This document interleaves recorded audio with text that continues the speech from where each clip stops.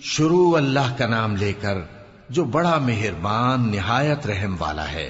حامیم عین سین قاف۔ اللہ غالب و دانا اسی طرح تمہاری طرف ہدایات بھیجتا ہے جس طرح تم سے پہلے لوگوں کی طرف وہی بھیجتا رہا ہے۔ جو کچھ آسمانوں میں اور جو کچھ زمین میں ہے سب اسی کا ہے، اور وہ بلند و برتر ہے، عظیم ہے۔ قریب ہے کہ آسمان اوپر سے پھٹ پڑیں اور فرشتے اپنے پروردگار کی تعریف کے ساتھ اس کی تسبیح کرتے رہتے، اور جو لوگ زمین میں ہیں ان کے لیے معافی مانگتے رہتے ہیں۔ سن رکھو کہ اللہ بخشنے والا مہربان ہے، اور جن لوگوں نے اس کے سوا کارساز بنا رکھے ہیں اللہ ان پر نگراں ہے، اور تم ان پر داروغہ نہیں ہو۔ اور اسی طرح ہم نے تمہارے پاس قرآن عربی بھیجا ہے تاکہ تم اس مرکزی شہر یعنی مکے کے رہنے والوں کو اور جو لوگ اس کے ارد گرد رہتے ہیں ان کو خبردار کرو، اور انہیں قیامت کے دن کا بھی جس میں کچھ شک نہیں خوف دلاؤ۔ اس روز ایک فریق بہشت میں جائے گا اور ایک فریق دوزخ میں، اور اگر اللہ چاہتا تو ان کو یعنی تمام انسانوں کو ایک ہی جماعت کر دیتا، لیکن وہ جس کو چاہتا ہے اپنی رحمت میں داخل کر لیتا ہے، اور ظالموں کا نہ کوئی یار ہوگا اور نہ کوئی مددگار۔ کیا انہوں نے اس کے سوا دوسروں کو کارساز بنا لیا ہے؟ سو کارساز تو اللہ ہی ہے، اور وہی مردوں کو زندہ کرے گا، اور وہ ہر چیز پر قدرت رکھتا ہے۔ اور تم لوگ جس بات میں اختلاف کرتے ہو اس کا فیصلہ اللہ کی طرف سے ہوگا۔ یہی اللہ میرا پروردگار ہے، میں اسی پر بھروسہ رکھتا ہوں اور اسی کی طرف رجوع کرتا ہوں۔ وہی ہے آسمانوں اور زمین کا پیدا کرنے والا، اسی نے تمہارے لیے تمہاری ہی جنس کے جوڑے بنائے اور چوپایوں کے بھی جوڑے بنائے۔ وہ اسی طرح تم کو پھیلاتا رہتا ہے، اس جیسی تو کوئی چیز نہیں، اور وہ سنتا ہے، دیکھتا ہے۔ آسمانوں اور زمین کی کنجیاں اسی کے پاس ہیں، وہ جس کے لیے چاہتا ہے رزق فراخ کر دیتا ہے اور جس کے لیے چاہتا ہے تنگ کر دیتا ہے۔ بے شک وہ ہر چیز سے واقف ہے۔ اس نے تمہارے لیے دین کا وہی رستہ مقرر کیا جس کے اختیار کرنے کا نوح کو حکم دیا تھا، اور جس کی اے نبی ہم نے تمہاری طرف وہی بھیجی ہے، اور جس کا ابراہیم اور موسیٰ اور عیسیٰ کو حکم دیا تھا۔ وہ یہ کہ دین کو قائم رکھنا اور اس میں پھوٹ نہ ڈالنا۔ جس چیز کی طرف تم مشرکوں کو بلاتے ہو وہ ان کو ناگوار گزرتی ہے۔ اللہ جس کو چاہتا ہے اپنی بارگاہ میں برگزیدہ کر لیتا ہے، اور جو اس کی طرف رجوع کرے اسے اپنی طرف کے رستے پر چلا دیتا ہے۔ اور وہ لوگ جو الگ الگ ہو گئے تو علم حق آ چکنے کے بعد آپس کی ضد سے ہوئے، اور اگر تمہارے پروردگار کی طرف سے ایک وقت مقرر تک کے لیے بات نہ ٹھہر چکی ہوتی تو ان میں فیصلہ کر دیا جاتا، اور جو لوگ ان کے بعد اللہ کی کتاب کے وارث ہوئے وہ اس کی طرف سے بڑے بھاری شک میں ہیں۔ تو اے نبی اسی دین کی طرف لوگوں کو بلاتے رہنا، اور جیسا تم کو حکم ہوا ہے اسی پر قائم رہنا، اور ان کی خواہشوں کی پیروی نہ کرنا، اور کہہ دو کہ جو کتاب اللہ نے نازل فرمائی ہے میں اس پر ایمان رکھتا ہوں، اور مجھے حکم ہوا ہے کہ تم میں انصاف کروں۔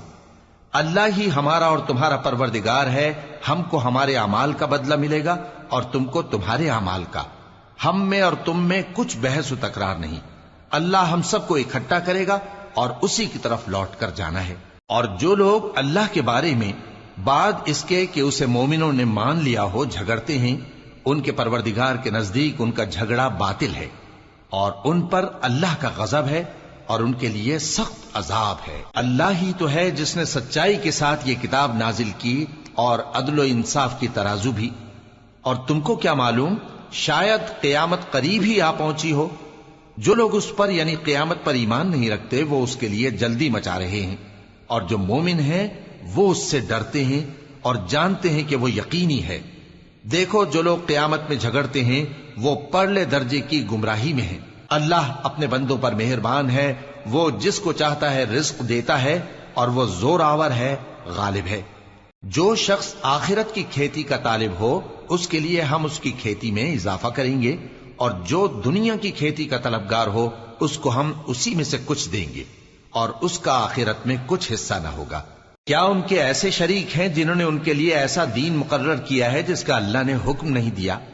اور اگر فیصلے کے دن کا وعدہ نہ ہوتا تو ان میں فیصلہ کر دیا جاتا، اور جو ظالم ہیں ان کے لیے درد دینے والا عذاب ہے۔ تم دیکھو گے کہ ظالم اپنے اعمال کے وبال سے ڈر رہے ہوں گے اور وہ ان پر پڑھ کر رہے گا، اور جو لوگ ایمان لائے اور نیک عمل کرتے رہے وہ بہشت کے باغوں میں ہوں گے، وہ جو کچھ چاہیں گے ان کے پروردگار کے پاس موجود ہوگا۔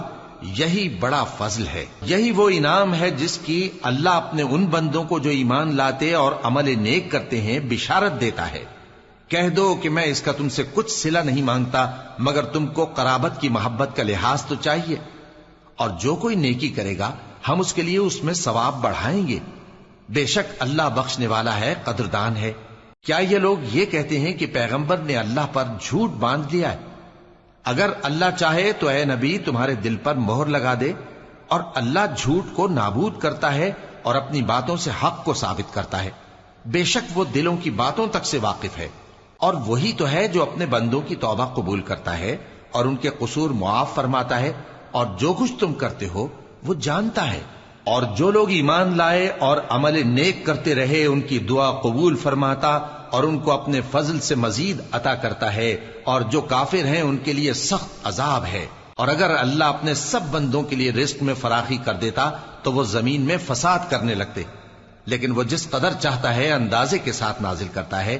بے شک وہ اپنے بندوں کو جانتا ہے، دیکھتا ہے، اور وہی تو ہے جو لوگوں کی نا امید ہو جانے کے بعد میں برساتا اور اپنی رحمت یعنی بارش کی برکت کو پھیلا دیتا ہے، اور وہ کارساز ہے، لائق حمد و ثنا ہے۔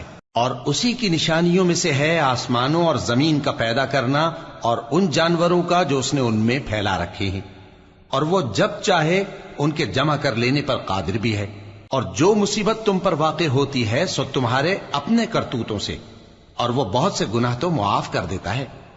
اور تم زمین میں اللہ کو عاجز نہیں کر سکتے، اور اللہ کے سوا نہ تمہارا کوئی دوست ہے اور نہ مددگار۔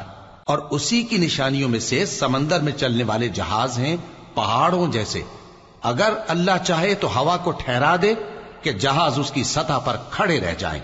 ہر صبر اور شکر کرنے والے کے لیے ان باتوں میں قدرت کے نمونے ہیں۔ یا ان کے اعمال کے سبب ان کو تباہ کر دے اور بہت سو کو معاف بھی کر دے۔ اور سزا اس لیے دی جائے کہ جو لوگ ہماری آیتوں میں جھگڑتے ہیں وہ جان لیں کہ ان کے لیے کوئی جائے فرار نہیں۔